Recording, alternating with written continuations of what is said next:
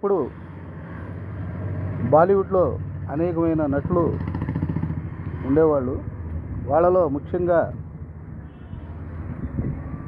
రాజ్ కపూర్, రాజ్ కుమార్, దిలీప్ కుమార్, ఇలాగా కొంతమంది నటులు ఉండేవాళ్ళు. రాజేష్ ఖన్నా. అప్పుడు రాజ్ కపూర్ ఆయన ఒక బ్రాండ్గా, బాలీవుడ్ బ్రాండ్గా ఆయన ఉండేవారు. సొంత నిర్మాణ సంస్థ కూడా ఉండేది. ఆయన సొంతంగా సినిమాలు కూడా తీశారు. తర్వాత దిలీప్ కుమార్ ఈయన ఒక ముస్లిం. దిలీప్ కుమార్గా పేరు మార్చుకొని ఆయన సినిమాల్లో ఎంట్రీ ఇచ్చారు. రాజేష్ ఖన్నా ఈయన అటు క్లాసు, మాసు, లేడీస్ ఫాలోయింగ్, అటు ఫ్యామిలీ ఫాలోయింగ్తో ఆయన ఒక సూపర్ స్టార్గా వెలుగొందాడు రాజేష్ ఖన్నా. తర్వాత బాలీవుడ్లో ఖాన్ల యుగం ప్రారంభమైంది. షారుఖ్ ఖాన్, సల్మాన్ ఖాన్, అమీర్ ఖాన్, సైఫ్ అలీ ఖాన్, ఇలాగా ఖాన్లు కొంతమంది దీంట్లో ఉండటం జరిగింది. ఇక్కడ భారతదేశంలో కులమత విభేదాలు సృష్టిస్తూ ప్రజల యొక్క మనోభావాలను దెబ్బతీస్తూ ముస్లిమ్స్ని అణగదొక్కాలనే ఉద్దేశంతో హిందూ అనే ఒక పదాన్ని పట్టుకొని కులమతాలు సృష్టించి ఈ ముస్లిమ్స్ అందరినీ ఇక్కడి నుంచి పారదోలాలి, వాళ్ళందరినీ అణగదొక్కాలని చెప్పేసి ఈ ప్రయత్నం సినీ వర్గానికి కూడా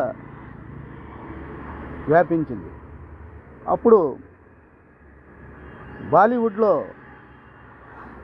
ప్రముఖ నటులుగా ఉన్నటువంటి షారుఖ్ ఖాన్, అమీర్ ఖాన్ సినిమాలను హిందూ మతం పేరుతోటి సినిమాలని నిలిపివేయాలి అని చెప్పేసి ఆ సినిమాలని విడుదల కాకుండా ఆపినటువంటి రోజులు కూడా చాలా ఉన్నాయి. షారుఖ్ ఖాన్ని, అమీర్ ఖాన్ని కూడా చాలా ఇబ్బందులు పెట్టారు. మరి అటువంటి షారుఖ్ ఖాన్, కింగ్ ఖాన్ చేసిన గొప్ప పని ఏంటో తెలుసా? భారతదేశంలో ఎవరూ చేయలేని పని. ప్రధానమంత్రి కానీ, ఏ దౌత్యవేత్త కానీ, మరొకరు కానీ, మరొక నటులు కానీ ఎవ్వరూ చేయలేని ఒక అద్భుతమైనటువంటి ఒక కార్యాన్ని షారుఖ్ ఖాన్ చేయటం జరిగింది. కింగ్ ఖాన్ మరి ఆయన చేసినటువంటి కార్యక్రమం ఏంటంటే గొప్ప కార్యక్రమం అంటే, మన నావీ సైనికుల్ని 9 మందిని ఖతార్ దేశం బంధించింది. వాళ్ళ సరిహద్దుల్లోకి వచ్చారని బంధించి వాళ్ళకి మరణశిక్ష విధించారు. ఇప్పుడు చెప్తున్నటువంటి హిందువులు ఎవరైనా కానీ వెళ్ళి మాట్లాడి వాళ్ళ ప్రాణాలను కాపాడారా? లేదు. ప్రధాని కాపాడారా? లేదు.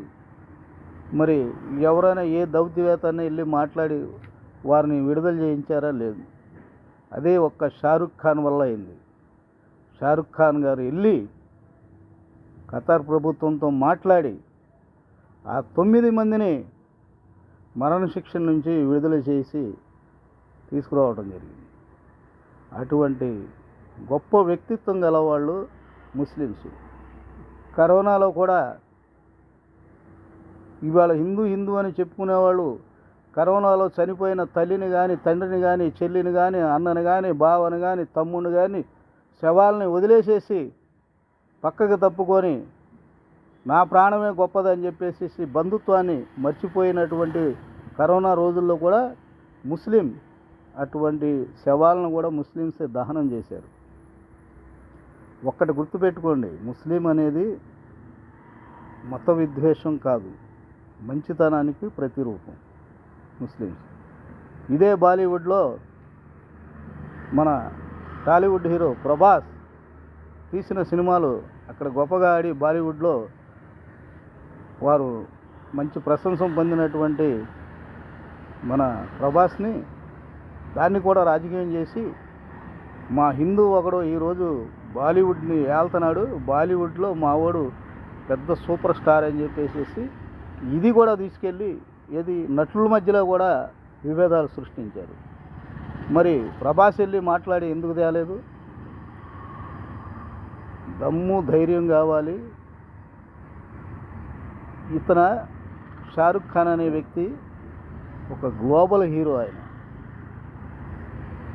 ఆయన్ని అనేక దేశాలు గౌరవిస్తాయి, అనేక దేశాల వారి మాటని తీసుకుంటారు.